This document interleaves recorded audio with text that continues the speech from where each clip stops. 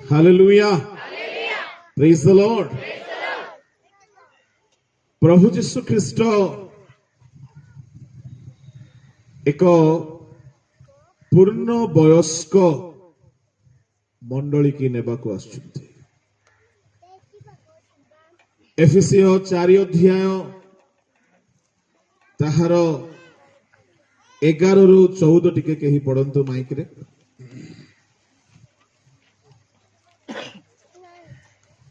पढ़ंतु mic रे नहले भी पढ़ंतु।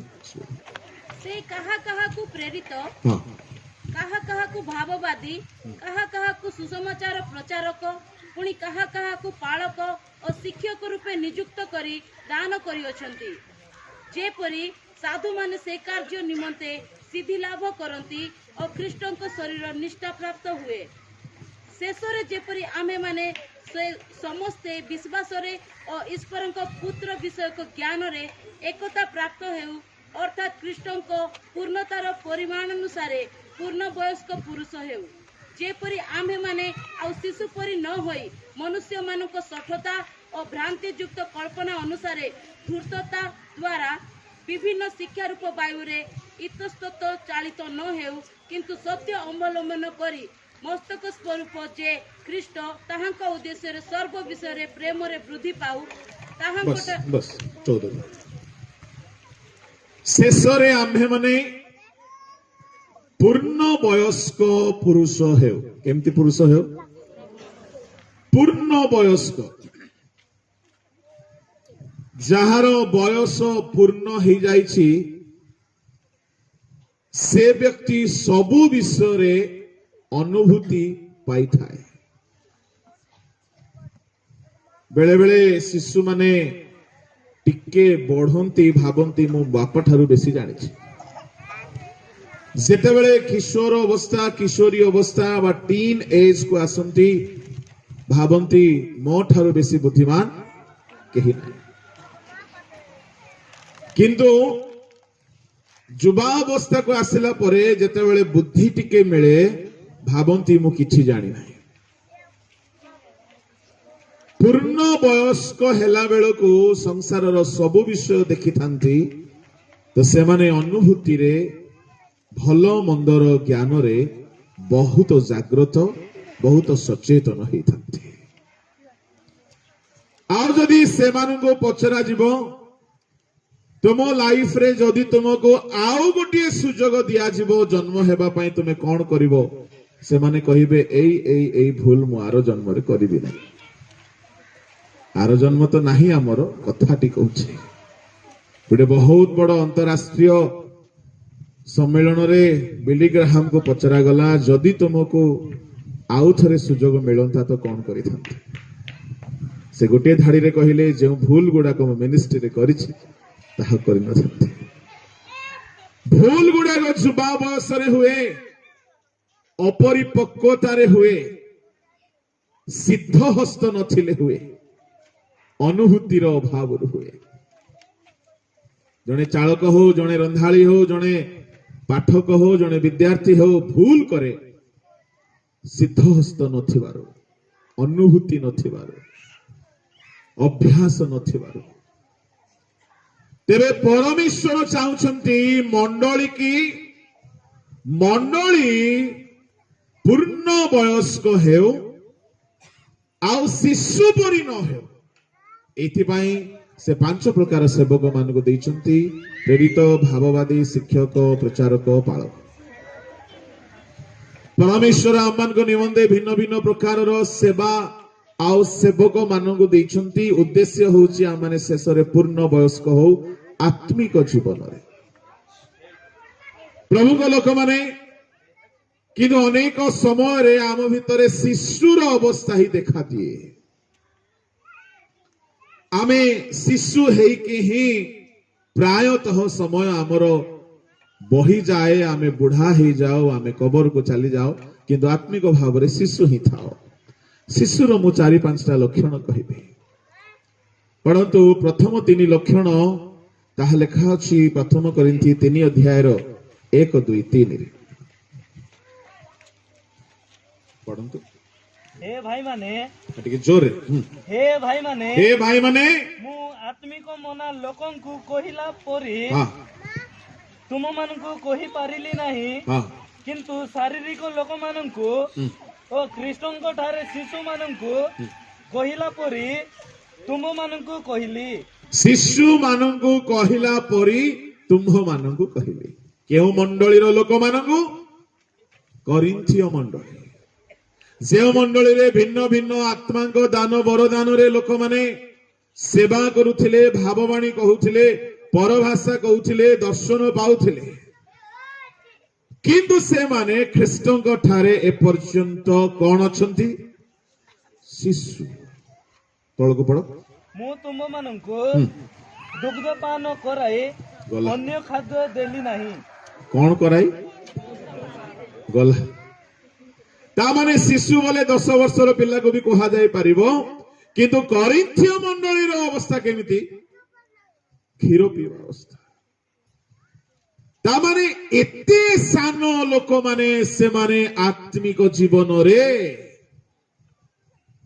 କେଉଁ କେଉଁ ସ୍ୱଭାବ ସେମାନଙ୍କୁ ଶିଶୁ କରିଦେଲା। ସେମାନେ ଶରୀରରେ ବୟସ୍କ, ସେମାନେ ବରଦାନ ପାଇଛନ୍ତି, ସେମାନେ ପ୍ରଚାର କରନ୍ତି, ସେମାନେ ଭଲ ଶିକ୍ଷକ।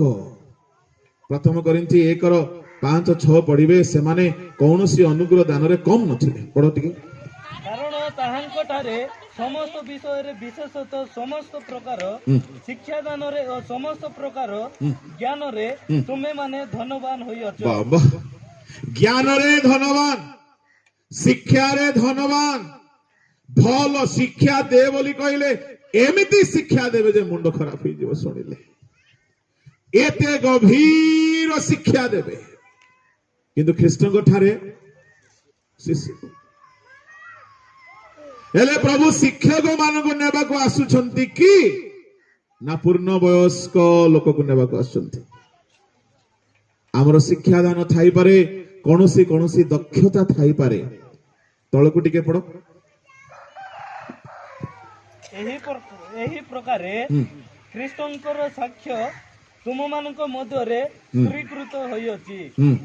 ଏଣୁ ତୁମେମାନେ ଆମମାନଙ୍କ ପ୍ରଭୁ ଯୀଶୁ ଖ୍ରୀଷ୍ଟଙ୍କର ପ୍ରକାଶ ନିମନ୍ତେ ଅପେକ୍ଷାରେ ଥାଇ କୌଣସି ଅନୁଗ୍ରହ ଦାନରେ ଉଣା ପଡି ନାହଁ। କୌଣସି ଅନୁଗ୍ରହ ଦାନରେ କମ ନାହଁ ତୁମେ। ମାଇ ଗଡ୍। ତାମାନେ ସବୁ ଦାନ ଅଛି ସେ ମଣ୍ଡଳୀରେ, କିନ୍ତୁ ଖ୍ରୀଷ୍ଟଙ୍କ ଠାରେ ସେମାନେ କୁହନ୍ତୁ, ଟିକେ ଜୋରେ କୁହନ୍ତୁ, ଦିନ 12ଟା ପରେ ମତେ କମ ଶୁଭେ ଟିକେ। ତାପରେ କୌଣସି ଅନୁଗ୍ରହ ଦାନରେ ଉଣା ନୁହନ୍ତି। ତାମାନେ ଭାବବାଣୀ ଦାନ ଅଛି, ରୋଗ ସୁସ୍ଥ ଦାନ ଟିକେ ଜୋରରେ କୁହ, ଶିକ୍ଷା କରିବାର ଦାନ, ଗୀତ ଗାଇବାର ଦାନ, ସବୁ ଦାନ ଅଛି। କୌଣସି ଦାନରେ ଉଣା ନୁହନ୍ତି, କିନ୍ତୁ ଖ୍ରୀଷ୍ଟଙ୍କ ଠାରେ ଶିଶୁ। 5 ପ୍ରକାର ସେବକ ମାନଙ୍କୁ ପ୍ରଭୁ ଦେଇଛନ୍ତି। ମଣ୍ଡଳୀ ଶେଷରେ ପୂର୍ଣ୍ଣ ବୟସ୍କ ହେଉ, ଶିଶୁ ହେଲେ ଚଳିବ ନା। ଚାଲନ୍ତୁ ପ୍ରଥମ କରିନ୍ଥୀ 3 ଶିଶୁର ସେଠାରେ 3ଟା ଲକ୍ଷଣ ଅଛି, 3-4ଟା ଲକ୍ଷଣ ଅଛି ସେଠାରେ। ପଢ 3:1-2-3। ହେ ଭାଇମାନେ 1 ହେଲା 2-3 ପଢ। ହେ ଭାଇମାନେ ମୁଁ ଆତ୍ମିକ ମନ ଲୋକଙ୍କୁ କହିଲା ପରି 2-3 ପଢ। ମୁଁ ତୁମମାନଙ୍କୁ ଦୁଗ୍ଧପାନ କରାଇ ଅନ୍ୟ ଖାଦ୍ୟ ଦେଲି ନାହିଁ, କାରଣ ତୁମେମାନେ ତାହା ଗ୍ରହଣ କରିବାକୁ ସମର୍ଥ ନଥିଲ, ଆଉ ଏବେ ମଧ୍ୟ ସମର୍ଥ ହୋଇନାହ। ଯେଣୁ ଏପର୍ଯ୍ୟନ୍ତ ତୁମେମାନେ ଶାରୀରିକ ଅଟ। ଏପର୍ଯ୍ୟନ୍ତ ତୁମେମାନେ ଶାରୀରିକ, ସମସ୍ତେ କୁହନ୍ତୁ ଶାରୀରିକ, ଜୋରରେ କୁହନ୍ତୁ ଶାରୀରିକ। ସବୁ ବରଦାନ ଅଛି, ଆତ୍ମାଙ୍କ ବରଦାନ ଅଛି, ଆତ୍ମିକ ହେବା କଥା କି ନାହିଁ, କିନ୍ତୁ କଣ ହେଇଯାଇଛନ୍ତି? ପ୍ରଭୁଙ୍କ ଲୋକମାନେ ପାଉଲ କହୁଛନ୍ତି ଏପର୍ଯ୍ୟନ୍ତ ତୁମେ ମାନେ ଶାରୀରିକ। ତାମାନେ ଯୋଉମାନେ ମଣ୍ଡଳୀରେ ଥାଇକି ମଧ୍ୟ ଆତ୍ମା ପାଇକି ମଧ୍ୟ ଯୋଉମାନେ ଶାରୀରିକ ଆଚରଣ କରନ୍ତି, ଏମାନେ ସମସ୍ତେ ଖ୍ରୀଷ୍ଟଙ୍କ ଠାରେ ଶିଶୁ। ଆତ୍ମା ପାଇ ଦେଇଥିବେ, ଦାନ ବରଦାନ ପାଇ ଦେଇଥିବେ, ଦର୍ଶନ ଦେଖି ଦଉଥିବେ, କିନ୍ତୁ ସବୁବେଳେ ଶାରୀରିକ ଆଚରଣରେ ଥିବେ। शारीरिक अभिलाष आचरण करुथिबे, शारीरिक कामुकतार आचरण करुथिबे। शिशुर लक्षण शारीरिक अटे। जड़े दानवर दान पाई जावा द्वारा आत्मिक हो जाए ना, तार स्वभाव रे तार आत्मिकता परिलक्षित हुए।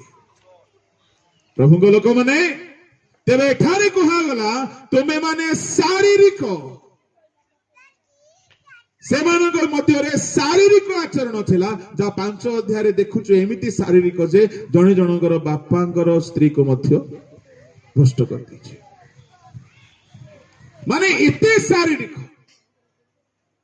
करिन्थिय मंडली बहुत शारीरिक मंडली थिला। प्रभु को लोक माने जो माने शारीरिक भाव में आचरण करती से मानकर बहुत लक्षण अच्छी सब कहवा दरकार नहीं। आज्ञा तो कही बहुत कथा संध्यारे भी भल करी शुणिबे आपण माने। मु कहिबी शारीरिक लोकर आउ 2टा लक्षण जहा बहुत भल भाव में मंडली भितर अच्छी। शारीरिक लोक माने अन्य को ताड़ना करती। गलातिय 4 अध्याय 29 टिके पढ़ंतु जल्दी। हाँ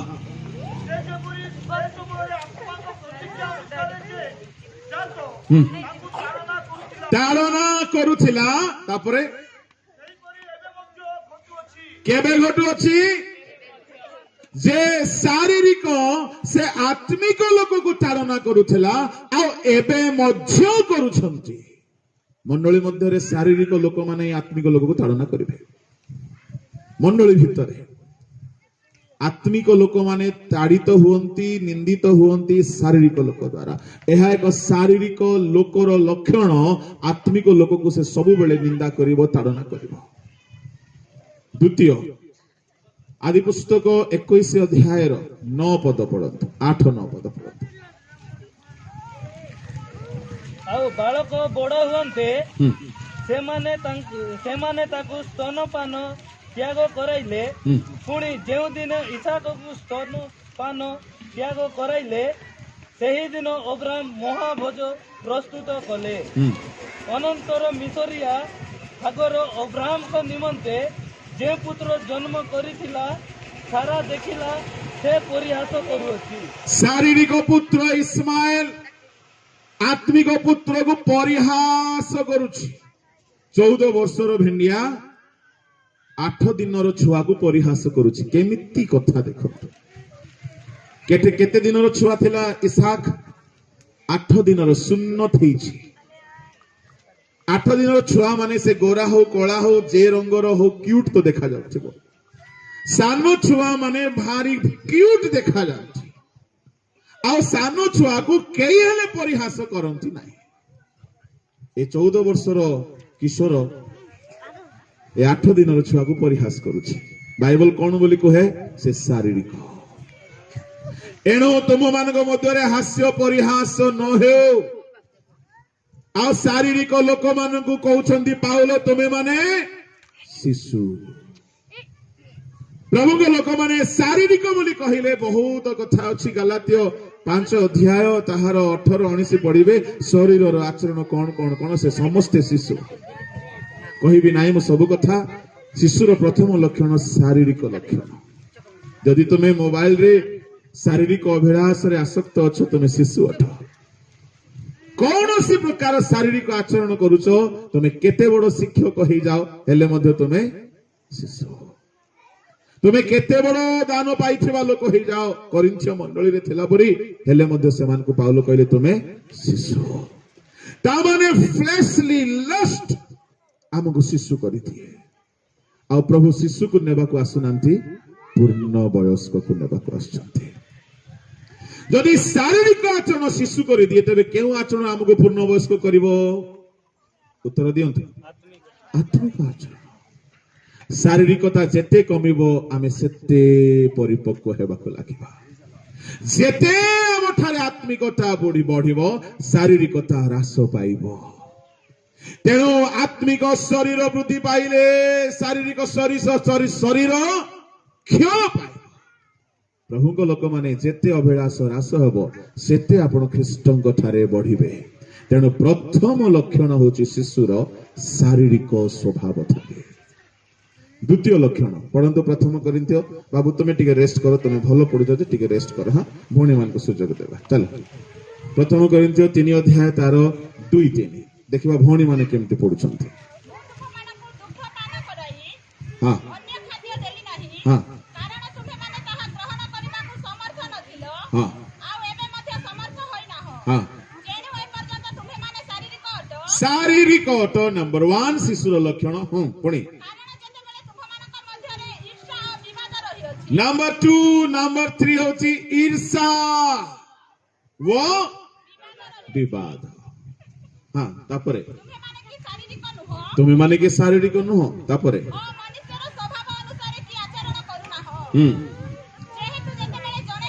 हाँ हाँ हाँ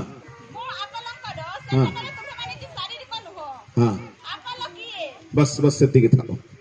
पाउल कहले तुम माने शारीरिक तेणु तुम माने शिशु तुम को मध्य ईर्षा अच्छी तेणु तुम माने शिशु तुम को मध्य विवाद अच्छी। देखो देखो देखो ए माने एपटे भाववाणी कहि पकाउथिले सियाडे कोन करि पकाउथिले विवाद माडगोल भी लागी पकेबे याडे परभाषा मध्य कहि पकेबे याडे विवाद झगड़ा लगेई देबे सेपटे दर्शन मध्य देखि पकेबे एपटे शिक्षा दे पकाउथिबे शिक्षा दान रे थिबे आउ सेपटे मंडली भितरे विवाद लगेई देथिबे।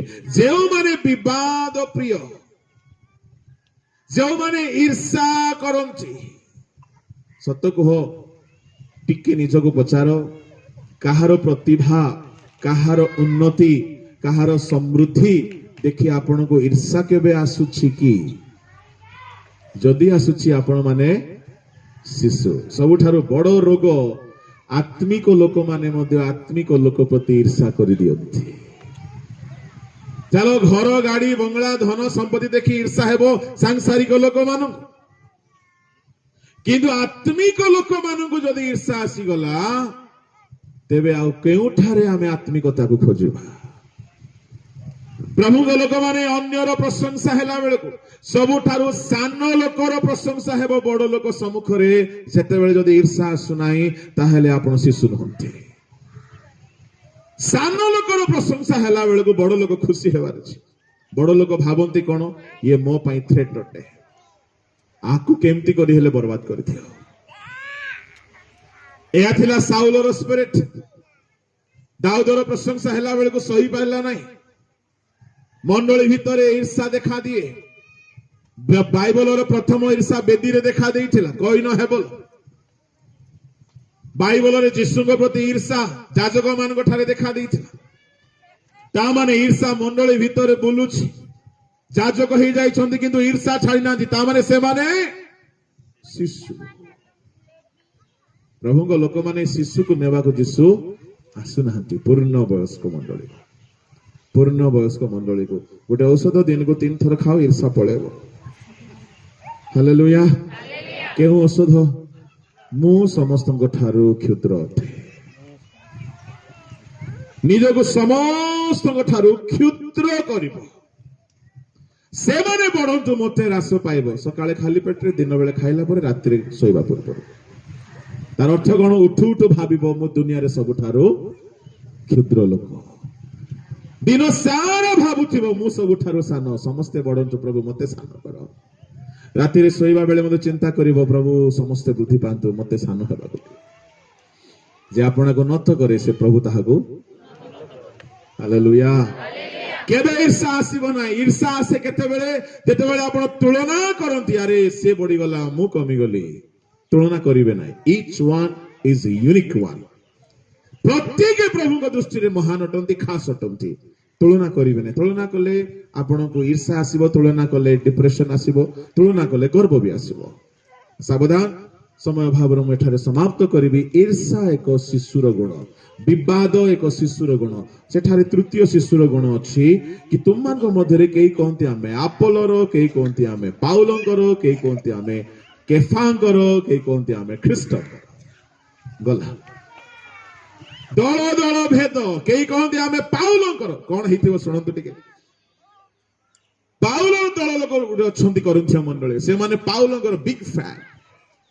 ସେମାନେ କହିବେ ପାଉଲର ଚିଠି ପଢିବୁ କିରେ ତମର ମୁଣ୍ଡ ଘାବରାଇଯିବ। ପାଉଲର ରୁମାଲରେ ସୁସ୍ଥ ହଉଛି ରେ, ପାଉଲର ଗାମୁଛାରେ ସୁସ୍ଥ ବୋଇଲା ବେଳକୁ କେଫାଙ୍କର ଟିମ୍ ଅଛନ୍ତି, ତାଙ୍କର ଫ୍ୟାନ୍ ଅଛନ୍ତି। ସେମାନେ କହିବେ ତୋର ପାଉଲର ଛାଇରେ ସୁସ୍ଥ ହେବ, ଆମର ପିତରର ଛାଇରେ ସୁସ୍ଥ ହେଇଯାଉଛି। ତୋର ପାଉଲ କେବେ ହେଲେ ଯୀଶୁଙ୍କର ଟିମ୍ରେ ଥିଲା, ଆମର ଯୀଶୁଙ୍କର ଟିମ୍ରେ ପିତର ମୁଖ୍ୟ ଥିଲା, ଆମେ ମୁଖ୍ୟରେ ବୋଲି ସିମୋନର ଦଳର ଲୋକ ତାଙ୍କେ ଟେମ୍ପର ହଉଥିବେ। ଏତିକି ବେଳକୁ ଆଉ ଗୋଟେ ଦଳ ବାହାରିବେ। କାର ଦଳ? ଆମେ ଆପୋଲୋଙ୍କର। ତୋର ସିମୋନ ପିତରକୁ ଛାଡ, ତୋର ପାଉଲକୁ ଛାଡ। ପାଉଲ ବକ୍ତା ନାହିଁ କି ପିତର ବି ବକ୍ତା ନାହିଁ, ଆପୋଲୋ ସୁବକ୍ତା ବୋଲି ବାଇବଲରେ ଲେଖା ଅଛି। କେତେ ଲୋକ ଆପୋଲୋକୁ ପସନ୍ଦ କଲେ, ଆଉ ଦଳେ କହିଲେ ଏ ତିନିଟା ଦଳ ଯାକ ଠିକ ନାହିଁ, ନା ସିମୋନର ଦଳ ଠିକ, ନା ପାଉଲର ଦଳ ଠିକ, ନା ଆପୋଲୋର ଦଳ ଠିକ। ଆମେ ହଉଛୁ କୁହ ଖ୍ରୀଷ୍ଟଙ୍କର। ଆପଣ କୁହନ୍ତୁ ଆପଣ କୋଉ ଦଳକୁ ଯିବେ? ଶୁଣ, ଆପଣ ବି ଭୁଲ କହିଲେ, ଲାଗୁଥିବ କେମିତି ଭୁଲ। ଏମାନେ ସିମୋନର ଦଳ ସାଙ୍ଗରେ ମିଶିବେ ନାହିଁ, ଏମାନେ ପାଉଲର ଦଳ ସାଙ୍ଗରେ ମିଶିବେ ନାହିଁ, ଏମାନେ ଆପୋଲୋର ଦଳ ସାଙ୍ଗରେ ମିଶିବେ ନାହିଁ। ଗୋଟେ ଗୋଟେ ଠିଆ ହେଇଥିବା ବଗ ପରି ଆମେ ଖାଲି ଯୀଶୁଙ୍କୁ ମିଶିବୁ। Only ଜିଜସ୍, only ଜିଜସ୍। କୋ ପାଉलो ଦରକାର ନାହିଁ ଆମକୁ, କୋ ଆପୋଲୋ ଦରକାର ନାହିଁ, କେଡେ ସୁନ୍ଦର ବକ୍ତା ହେଲେ ମଧ୍ୟ ଆମକୁ ଦରକାର ନାହିଁ। ଆମକୁ ଖାଲି ଯୀଶୁ ଆଗ। ଠିକ କି ଏଇଟା? ଏଇଟା ବି ଠିକ ନାହିଁ। ଆମେ ସମସ୍ତେ ଖ୍ରୀଷ୍ଟଙ୍କ ଠାରେ ଏକ ହେବାର ଅଛି। ଯେଉଁଠାରେ ପର୍ସନାଲ ଫ୍ୟାନିଜମ ଆସିଯାଏ, ମୁଁ ଖାଲି ଅମୁକ ବକ୍ତାକୁ ହିଁ ଫଲୋ କରିବି, ଅମୁକ ଦଳରେ ହିଁ ଥିବି, ଅମୁକ ସଂସ୍ଥାରେ ହିଁ ଥିବି, ଅମୁକ ଜାଗାରେ ହିଁ ଥିବି, ତାହା ମଧ୍ୟ ଶିଶୁର ଅବସ୍ଥା ଅଟେ। ଶିଶୁକୁ ପିଲା ବେଳେ ଖାଲି ଚୁପୁରିବା ଲଲିପପ ଭଲ ଲାଗିବ, ନିମ୍ବ ପତ୍ର ଭଲ ଲାଗିବ। ପରିପକ୍ୱ ହେଲା ପରେ କହିବ ଥାଳେ ଥାଳେ ମଧ୍ୟ ମୋ ପିତା ଖାଇବି ଆଜ୍ଞା, କାହିଁକି ସୁଗର ବ୍ୟାଲେନ୍ସ ହେବ। ମିଠା ମଧ୍ୟ ଖାଇବି, ଭାତ ମଧ୍ୟ ଖାଇବି, ରାଗ ମଧ୍ୟ ଖାଇବି, ପିତା ମଧ୍ୟ ଖାଇବି। ପରିପକ୍ୱ ଲୋକମାନେ ସମସ୍ତଙ୍କୁ ନେଇକି ଚାଲନ୍ତି, ଦଳଭେଦ କରନ୍ତି ନାହିଁ। ଶିଶୁର ଏଇଟା ହେଲା ଚତୁର୍ଥ ଲକ୍ଷଣ। ପଞ୍ଚମ ଲକ୍ଷଣ ପଢ, ଏଭ୍ରି, ଏହା କହିକି ସାରିବି ମୁଁ। ପଞ୍ଚମ ଲକ୍ଷଣ ଏଭ୍ରି 11 ଅଧ୍ୟାୟର 24-25।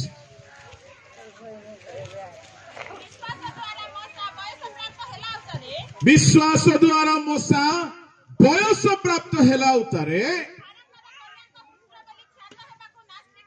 ଫାରୋଙ୍କର କନ୍ୟାର ପୁଅ ବୋଲି ଖ୍ୟାତ ହେବାକୁ ମନା କଲେ। କଣ ହେଲା ଉତ୍ତାରେ?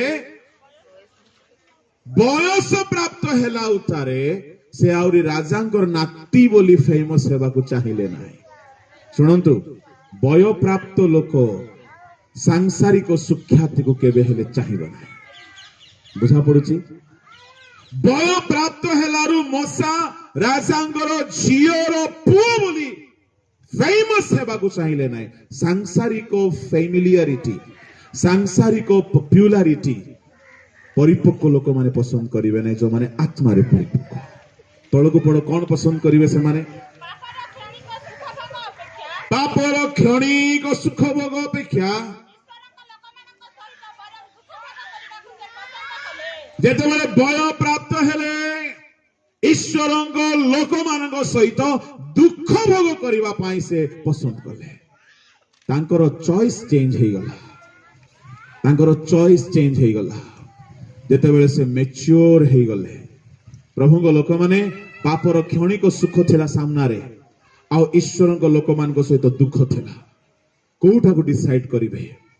ପିଲାମାନେ କୋଉଟା ପସନ୍ଦ କରିବେ, ସୁଖ ନା ଦୁଃଖ? ସୁଖ। ପ୍ରାର୍ଥନାରେ ମଧ୍ୟ ସୁଖ, ଖାଲି ସୁଖ ବୋଲି କୁହ। ହଁ, ପ୍ରାର୍ଥନାରେ, ଉପବାସରେ କୁହ ହେ କଣ କହିବେ? ଥମନା ଖୋଲି କରି ପୁରା, ହଁ ଥମନା ଖୋଲି କରି କୁହ। ପ୍ରାର୍ଥନାରେ, ଉପବାସରେ। ପ୍ରଭୁ କହିଲେ ଉପବାସରେ ସୁଖ ଚେଷ୍ଟା କର ନାହିଁ, ଆତ୍ମିକ ଜୀବନରେ ସୁଖ। ତୁ ସବୁ ସୁଖ ପାଇଲୁ ରେ ପୁଅ, ଏଣୁ ଏବେ ନରକରେ କଲ ଭଲ। ଏଣୁ ଶିଶୁ ମାନେ ସୁଖ ଖୋଜନ୍ତି, ଆଣ୍ଠୁ ମାଡ଼ିବେ ନାହିଁ ଠକ ଯାକ।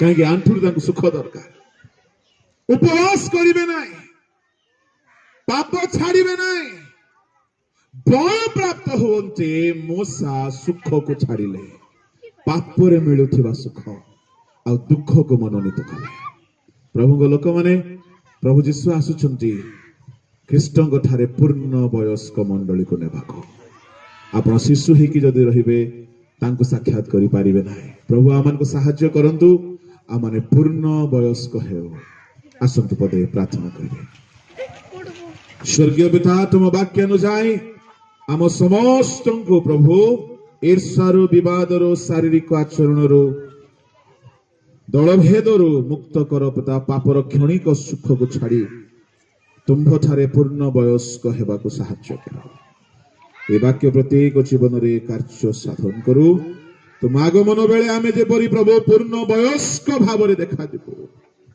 एपरि आमन को दया कर तुम ठारे समर्पण करी प्रार्थना यीशु को नाम रे मांगे आमेन।